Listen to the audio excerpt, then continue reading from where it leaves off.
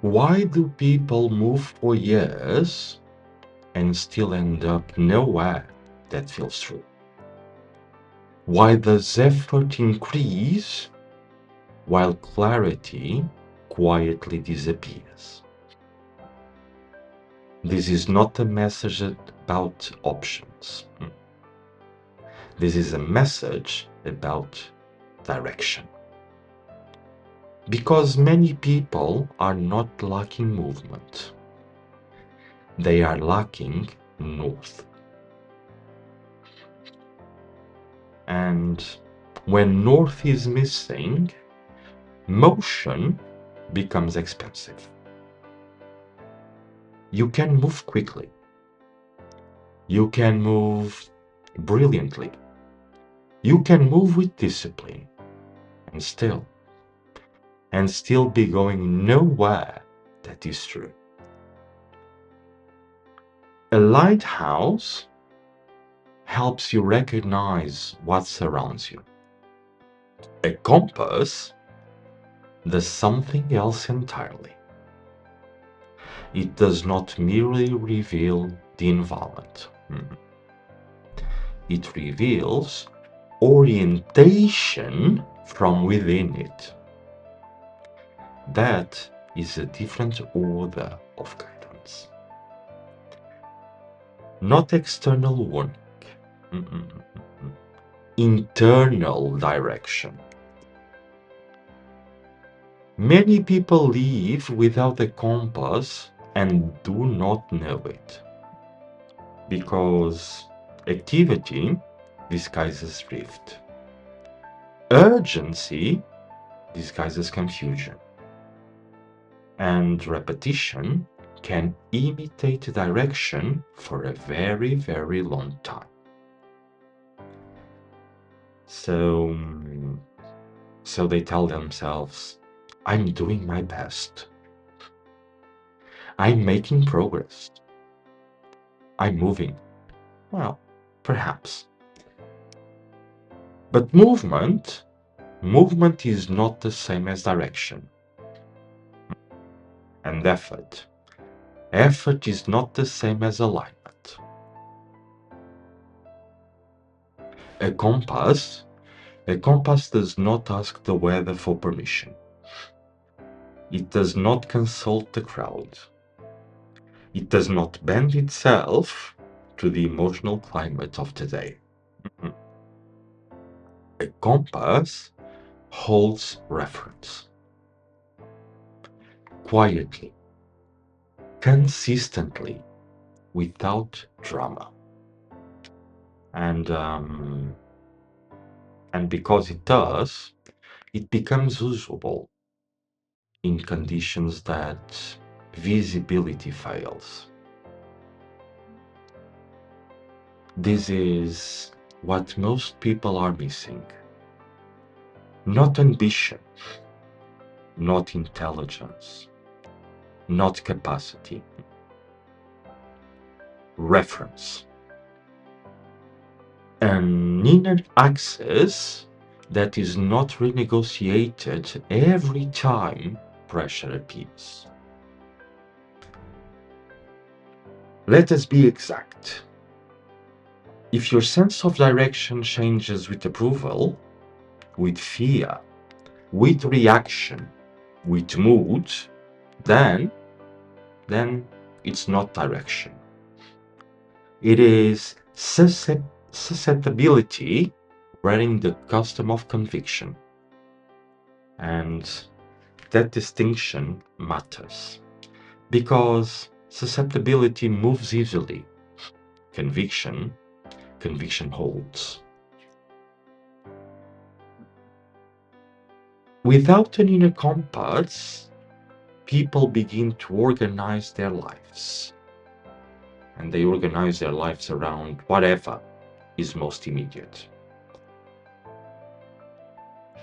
They organize their lives around the loudest room, around the strongest emotion, around the nearest demand, and around the most flattering opportunity.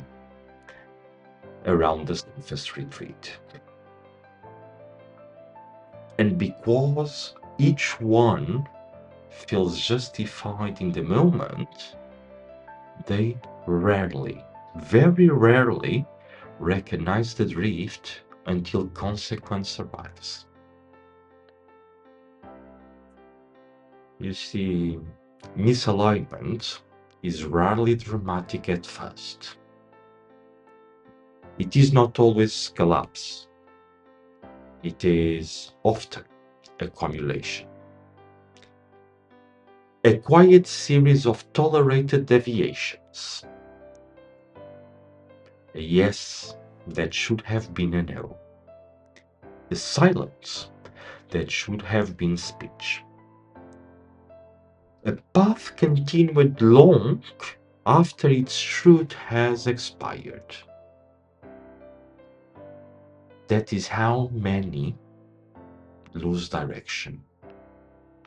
Not in rebellion, in small abandonments.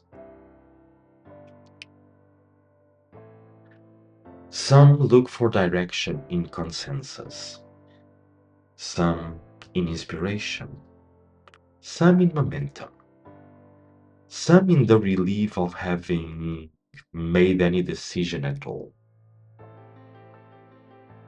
But none of these are north. Consensus can be useful, yeah. Momentum can be useful, yes. Even relief can be understandable. But useful is not ultimate. And immediate is not true. A compass is not emotional. It does not flatter you. It does not suit confusion by pretending every direction is equal.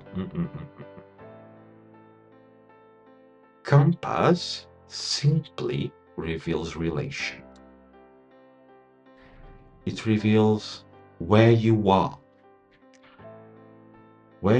relative to what is true.